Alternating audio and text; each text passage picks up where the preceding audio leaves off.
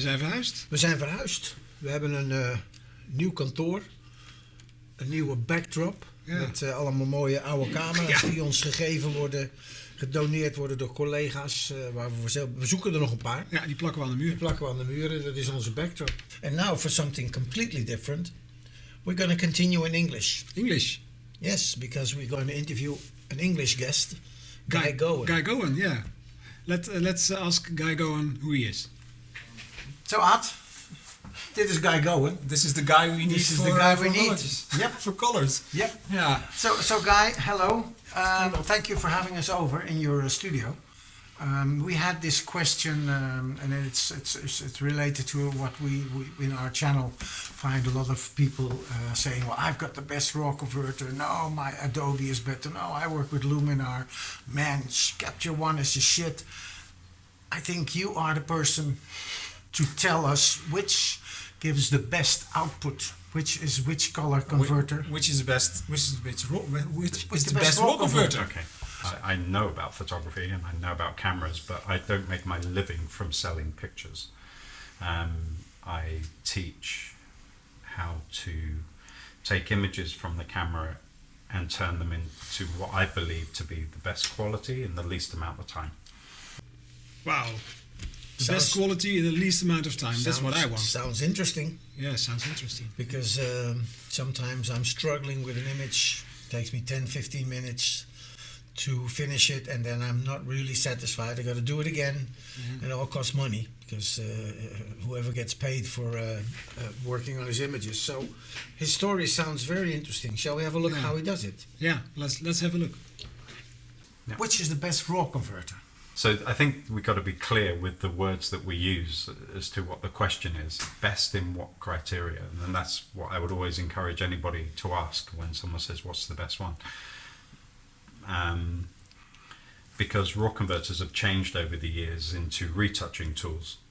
When you look to the feature set of Adobe Camera Raw, it was a utility to do a conversion to get the image into Photoshop where you would do all the manipulation, but you would do the raw manipulation in the plugin. Well, obviously, as 15 years have passed, Adobe Camera Raw has got like hundreds of features, so same as Lightroom and same as every other raw converter. They're one-stop shops for the customer. So that's where the philosophy changed, where in the beginning it was a converter, that was the only thing it did, and then you did all the manipulation in Photoshop because that was the standard.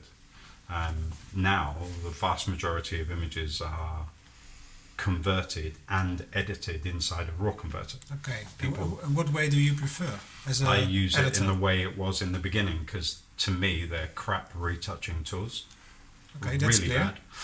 Bad. Yeah, I mean, why? Yeah, I don't see the point in being political. I've got no horse in the race anymore. I don't work with Adobe. I don't work with anybody. So I don't have an agenda. Yeah, I don't have a political motive here. So my workflow is always that I do the least amount I can, and I certainly do nothing creative in a raw converter. Okay. I prepare an image so that my workflow in Photoshop can produce the final image. You want to start with as clean as image as possible? Yeah. Okay. Yeah. Clear. So good starting point. Good starting point. Yeah. Well, that's what I like. And what I want is reality, and not just for me, but for my customers. So I want it to be that, like, as close to the original is not something you have to do by wangy dingy. Okay. With all those sliders. It's just 5 seconds. It looks now what it looked like to my eye in whatever conditions I'm working in, and then from there, then I want to maybe retouch it on behalf of the client or myself or whatever to then a creative image. The point is that what image are we retouching creatively? So you make a distinction between converting and retouching. Processing and retouching are two completely different disciplines. Okay. Art, how do you process your images? Well, I do 90% of my work. I do in Lightroom. Lightroom CC Classic. Like 80% of Dutch photography. Yeah, and except from my Hasselblad images, I process them in develop them in Focus, and then I go to Lightroom, and then sometimes to Photoshop. And you? No, I most exclusively use Photo Mechanic, It's the fastest way to import your images, and then from there I make a selection and then open it up in Camera Raw and process or actually fine-tune it in Photoshop. So only 2 steps, Polymetallic, Photoshop. But having said that, if I'm in a hurry, I'll use the method Guy just described is horrible. I use all the sliders in Camera Raw. Yeah, that's what I do too. And try to make a good image, say okay, and I'll send it to the client, and he will be happy or she will be happy. Yeah. But I also have done the Guy Gowan method. I still have it on my computer. If there are really nice images for my prints, for really nice enlargement, I'll use his method. Yeah. I use Lightroom all the time. I also use it as a database, which I like. Which what I like that. I like that as a feature of Lightroom. But I must admit, I do all the sliding and stuff, I do it in Lightroom. And according to him, that's not the proper way to do it. And it costs me a lot of time. And he's able to develop and to work much faster. Yeah, he showed us a couple of things. Maybe we can have a look. Because it opened up my eyes. And I'm certainly going to continue using it now that I've spoken to him. So let's have a look at what he told us. Yeah, and also the differences between the several raw converters. Yes, Which is the basic question we have. Which is the best raw converter? Yeah, okay, let's have a look. Yep. I look at this and I, as you guys are photographers, well, you're there at the time. So I'm looking at you in these conditions right now. Lots of light coming from this side. But with my eyes, I can see the right-hand side of your face perfectly. Right? No shadow problems. And if I was to pick up this photocopier, and Sony photocopier. Yeah, my latest photocopier. Wow. If I was to pick up this and take a picture, what this is going to record and deliver to me is not what I'm looking at. Okay. Right? Okay. And we know that. So what are we looking at then? Well, what I'm looking at is the result from the camera, and then the photographer was there at the time, and what you've got is a mismatch of data. Because cameras never present us with, or the reality is that when I'm looking at this right now, I'm looking at the result of the data the capture took, and it's gone through a converter which has distorted it completely from what Sony believed that image should be, and it's turned into what the raw converter thinks it should be. So what you did, you took this image, you put it through a single raw file. One raw file, you put it through 4 different raw converters. And I didn't touch them. It's the default start point. The only thing that I did to change it was I turned off sharpening because I literally despise. Is that something they will do automatically, sharpening? Yeah, every raw converter will have some form of sharpening on by default. Most of them will be on, and you have to choose to go in and turn it off. Did you know that? No, I didn't. What I didn't know was that the raw converters do something with my. Well, I know that they do something with my image, but not what I want. So for instance, the sharpening. Eye opener for me. Yeah, it was an eye opener. That all these raw converters put their own stamp on your image. My Sony 1s and 0s come out of the camera, and you expect a Sony sensor image, which everybody raves about. But when it goes through Capture One, Lightroom, Luminar, they all do something themselves, and it makes it their image, not my Sony image anymore. I'm pretty upset about that. Yeah, what can I do to get the best possible image? Well, let's first look at these. So that's what he's got them up on the is screen. what is the best? I don't care. All I ask is when I look at these 4 images, which one? Yeah. Which one? And that all depends on, because this now looks different than the screen over there that we was looking at. Yeah. Okay. So it's the criteria that you use to say it's the best.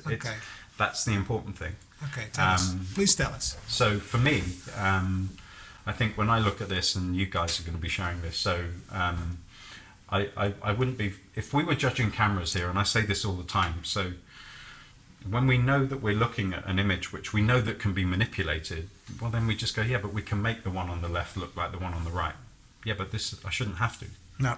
Out of the box, if we were judging cameras and you had to end up with one camera, which would be the first elimination here by just looking at what we're looking at?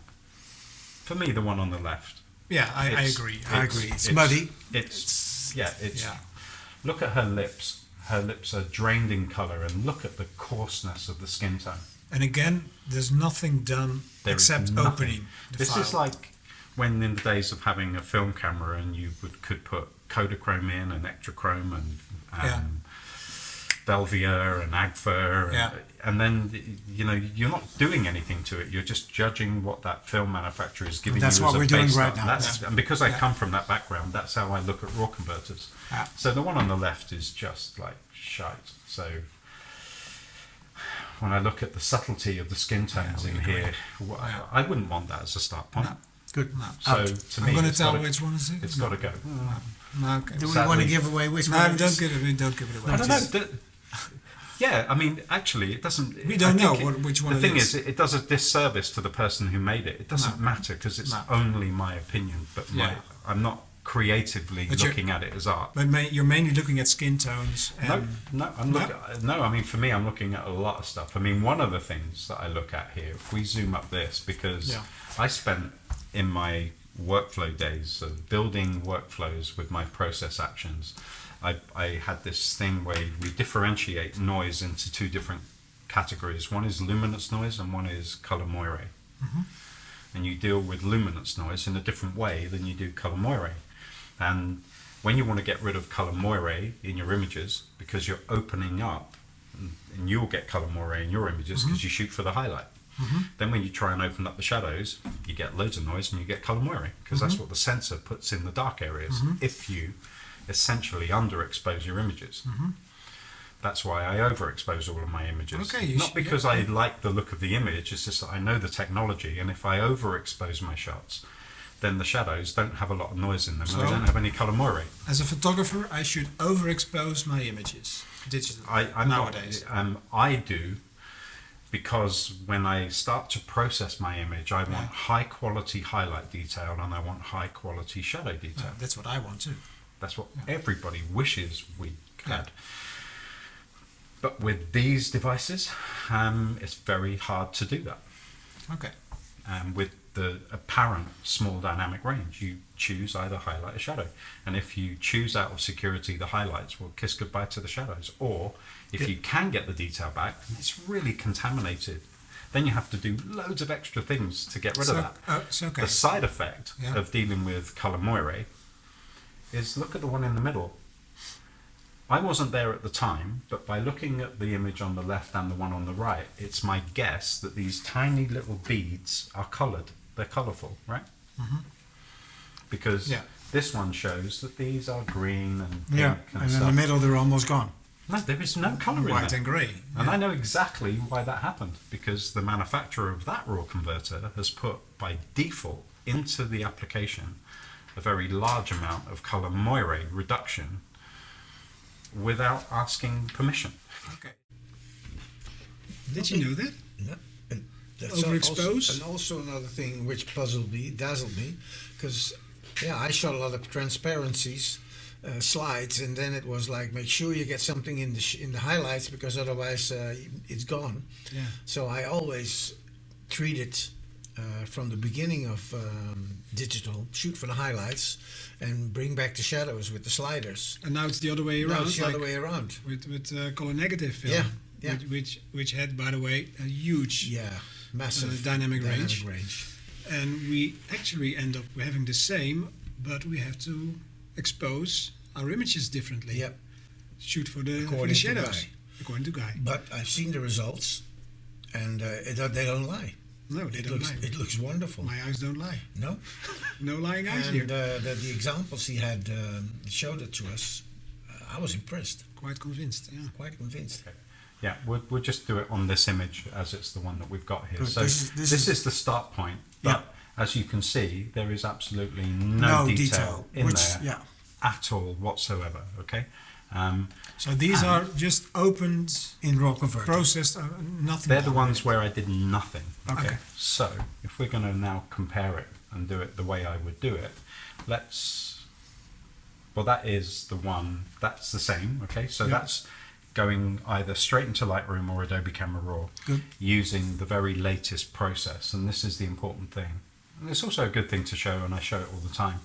I Version 5. so version 5 is the current. Let me zoom that up for you. Okay, so in Adobe Camera Raw, it's under the calibration tab, and obviously in Lightroom, it's at the bottom of the developing tab.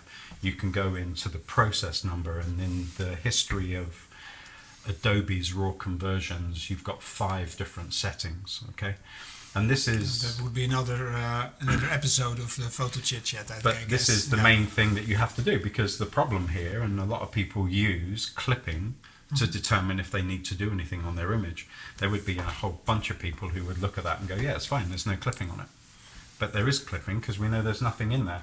So if you use the very latest process, you'll never see, well, you can see clipping is on this image. Look, there's just a tiny bit here. Yeah. But there's not in the meaningful area of the dress. So if I backdate it to version number 2, I see the true clipping that would have been on the back of the camera. Okay, a long time ago, 9 years ago, Adobe added to the algorithm, or the program, auto recovery. You can't turn it off, and they didn't tell you they did it either. Okay. So when you took a shot and you saw blinkies on the back of the screen, and then you just went, yeah, okay, I'll deal with them later, I know I can do that. It must have occurred to you sometimes that when you got that image on your computer, it wasn't blinking. It wasn't showing me clipping. And I always say the same thing. What did you think about that? Most people just don't even consider it. They just go, oh, move on. So there's Yeah, but there's a big disparity between what I'm choosing on the camera versus what my RAW converter is doing for me. so there is from my no point- true image anymore. It's not at all. It's that image now belongs to Adobe. It's got nothing to do with Canon. Okay. The colors, the tone compression, the sharpness, everything that we look at as image people, it's got nothing to do with Canon anymore. So in the raw converter, you go back to process version Always 2. number 2. Okay. And then I never would use the word recovery or highlights and whites ever, because that does it. People use it to get rid of clipping, but how it gets rid of clipping isn't with the true detail from the highlight. Okay. It's a kind of a processed. Imagine So processed food. you would just touch It's a version of exposure. that. So I only go to exposure, and I just underexpose it. You see, look, if I just say half a stop, shift click, when we look in there now, in that area, that clipping is gone away, Beautiful. but it's being filled with something that bears a real accurate resemblance to what I would have been looking at if I was looking at it. Yeah. Okay. Okay. And now the shadows. Well, the shadow is done by now. I go into fill light. I have a minimum fill light, which I would turn off the contrast, because I want a really super flat image. I also want chromatic aberration on. I need sharpness definitely turned off. And now I've got an image which you could say is a HDR image. But That's what our eyes would see. well, I mean, our eyes can see shadow detail and highlight detail at the same time, but for whatever reason, I'm not a kind of physiologist in a sense, or a biologist. I don't know how my eyes can see highlights and shadows and it's contrasty at the same time. When I try and do that on a computer to get all the highlight and shadow at the same time, it's really flat and horrible. Yeah. And that's the reason why I think manufacturers don't give us images that look like this, which is what I'd love. So Yeah. now you're going to hit done. What a lot of people would do is they would stay inside the raw converter and they would just wang around with clarity and stuff to try and make it come back. And I just go, cool. And I just say open. I get that into Photoshop. And then I built my latest version of the process action, you could call it. Then it's not a preset in the sense that it just colorizes something. This is a like 400 step converter that adds contrast and shape and color to the image Sharpness. in a very, very scientific way. That's the shot, Straight out Okay. of camera. straight out of the camera, but also going through a converter. So it's a combination of the manufacturer of the camera and the manufacturer of the raw converter. And then here's the image with infinitely more highlight detail and infinitely more shadow detail. Shoot for the shoot for the shadows. Yeah. Bring back the highlights. Open it up. in the raw converter. Overexpose, not too much. And use the actions. Yeah, well, that's something I had the older version of it, and I'm gonna see his seminars again. No, it's very convincing to me, and plus you can do so many images in the same way without sliding, and not knowing what to do. You go for a coffee, you come back home. How did I do that? You're close, but you're not exact. It's You can have a dinner while Yep. the computer is working. Talking about dinner, the proof of the pudding is in the eating. That's right. Because in my group, Bail Professionals, I just Facebook, huh? yeah, on Facebook. We had one colleague of mine, Paul Tolenaar, who had just purchased a new Sony A9 Mark II. Wow. And had difficulty opening it up in the new Capture Raw, Capture One. The Camera Raw for Adobe wasn't fixed yet. So he sent it to me, and he said, "Can you have a look at the DNG file and see what you can do with it?" And as we just came back from him, I thought, yeah, let's. You did it. I did it, and it's amazing because you have the DNG file, which looks like this, and then I ran it through the Camera Raw for Adobe with his settings, and then I just applied his little action there, and the result is stunning. So on the left we see the original image. Yep. In the middle the flat image, the Flattened out DNG processed. images, yep. And on the right hand side You get the final result, and you Yeah. can tweak that a little bit, going to more red or sharpen or whatever. It's it's really like wow. amazing. Yep. You won't believe your eyes. I'm having a hard time thinking that someone will criticize this because of what he says, but he sounds very convincing to me. Maybe we should do. You know what we could do? We could do a live seminar once with him. I'm sure I can get him to give that, or to present it on the Build Professionals photo book page, Facebook page. Yeah. And then he can explain everything himself. And I think we got to organize that. Yeah, let's do that next time. That'd be nice. Yeah, I'm going to call him And again. in the meantime, please let us know in the comments what you think about this, and whether you're in for a live seminar. Yeah, were you as surprised as we were? Did you know Guy Gowan? Have you worked with his method before? And please leave the comments, leave it in the comments with us, and we'll be happy to answer your questions on this. And hope you liked the podcast. So subscribe to our channel, Photo Chit Chat. In English this time. And it was in English this time. So see you again next time Bye. in het Nederlands.